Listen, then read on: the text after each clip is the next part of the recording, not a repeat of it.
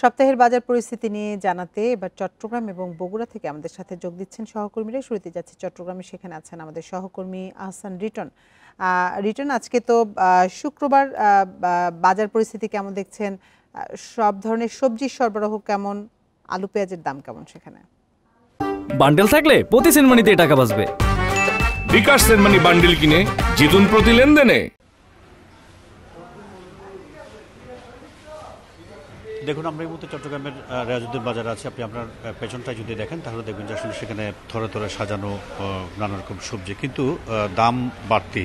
আমরা গত সপ্তাহে যেটি বলেছিলাম, আজকেও আসলে তার ব্যত্যয় ঘটেনি, বরঞ্চ আজকে আমরা দেখছি যে আসলে গত সপ্তাহে যে সবজিগুলো যা দাম ছিল সেখানে আরও 10-20 টাকা যোগ হয়েছে। এর কারণ হিসেবে বিক্রেতারা যেটি বলছেন সেটি হচ্ছে গরমকালের এখন যেহেতু বৃষ্টির দিন, বাগানে আসলে এখনও পর্যন্ত ঠিক সেই অর্থে ফলন নেই এবং সেই কারণে সরবরাহ কম, এবং একই কারণে যেহেতু চাহিদার তুলনায় বাজারে সবজি সরবরাহ কম, সঙ্গত কারণে সবজির দাম বেশ চড়া। তারা মনে করছেন যে মাস দুয়েকের মধ্যে আসলে যখন বাজারে সবজির সরবরাহ পর্যাপ্ত হবে তখনই এটা দাম কমতে পারে। আমরা একটু মুরগির কথা বলতে চাই। আমরা গত সপ্তাহে কিছুটা স্বস্তির কথা বলেছিলাম। দেশি ব্রয়লার এবং সোনালী মুরগির দাম আমরা দেখছি সেই স্বস্তি এখন নেই। আমরা দেখছি আসলে দুটোতেই কেজিতে 20 থেকে 30 টাকা পর্যন্ত বেড়েছে। তবে দেশি যে মুরগি সেটি এখনও পর্যন্ত আগের দামে বিক্রি হচ্ছে। এই ক্ষেত্রে আসলে যারা বিক্রেতারা যেটি বলছে সেটি হচ্ছে, যেহেতু এখন সামাজিক অনুষ্ঠান হতে শুরু করেছে, পরীক্ষার যে চাপ ছিল সেটিও অনেকটা কমে এসছে। সঙ্গত কারণে সামাজিক অনুষ্ঠানের পরিধি যেহেতু বেড়েছে, সঙ্গত কারণে চাহিদার তুলনায় বাজারে মুরগির সরবরাহ কিছুটা কম এবং একই কারণে মুরগির দাম বাড়তির দিকে। আপনি অন্যান্য মুদি যে সামগ্রীগুলি আছে আমরা দেখেছি আসলে পেঁয়াজের দাম বাড়তি, আদার দাম বাড়তি, অর্থাৎ কমের যে হিসেব, অর্থাৎ কম বলার যে সুযোগ সেটি আসলে খুব বেশি নেই।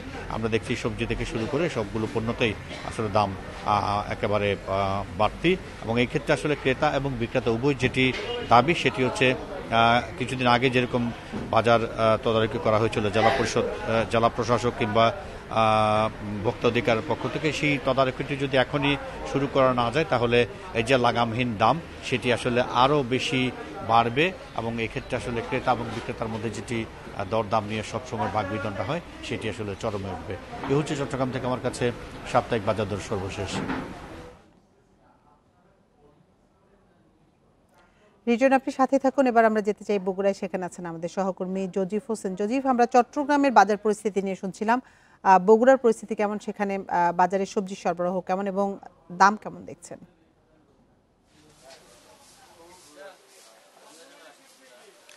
ঠিক চট্টগ্রামের মতো বগুড়াতেও কিন্তু আমরা দেখেছি যে সবজির যে দাম সেটি কিন্তু গেল 2-3 সপ্তাহের তুলনায় আজকে প্রায় 10 থেকে 20 টাকা পর্যন্ত বেড়ে গেছে।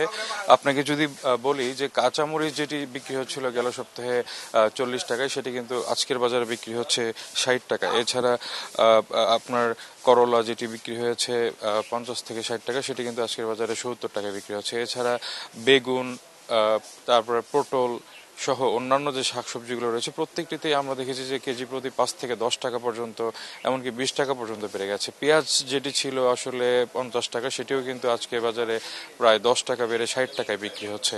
তো আসলে ক্রেতারা যেটি বলছেন যে হঠাৎ করে এই দামটি বেড়ে যাওয়ার কারণ হিসেবে তারা খুঁজে পাচ্ছেন না, এবং বিক্রেতারাও যেটি বলছেন যে আসলে বরাবরের মতো একই কথা, যে সরবরাহ কম এই কারণে দামটি বেড়ে গেছে।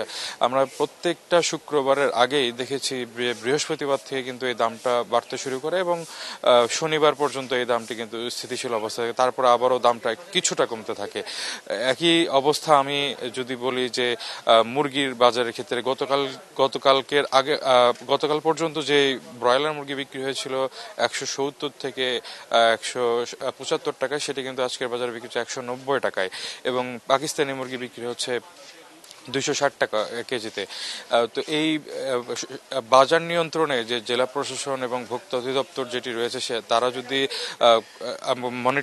মনিটরিং এখনই না বাড়ানো হয় তাহলে কিন্তু এই বাজারটি অস্থিতিশীল পরিস্থিতির দিকে যাবে। এটি কিন্তু বলছেন যারা ক্রেতা এবং বিক্রেতা রয়েছেন।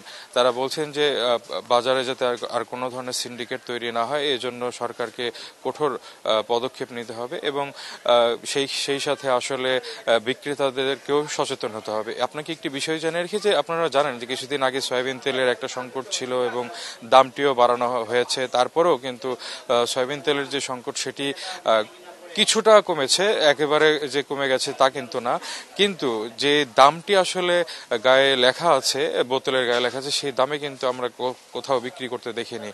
তো আসলে সরকার নির্ধারিত মূল্যে যাতে সয়াবিন তেল সহ অন্যান্য যে পণ্যগুলো রয়েছে সেগুলো যাতে বিক্রি করা হয় সেটি কিন্তু দাবি করেছেন ক্রেতারা।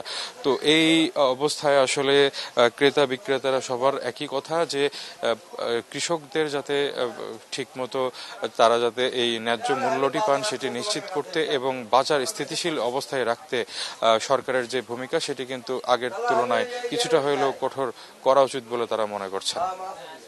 চট্টগ্রাম এবং বগুড়া থেকে বাজার পরিস্থিতি সবশেষ তথ্য জানাচ্ছিলেন আমাদের সহকর্মীরা।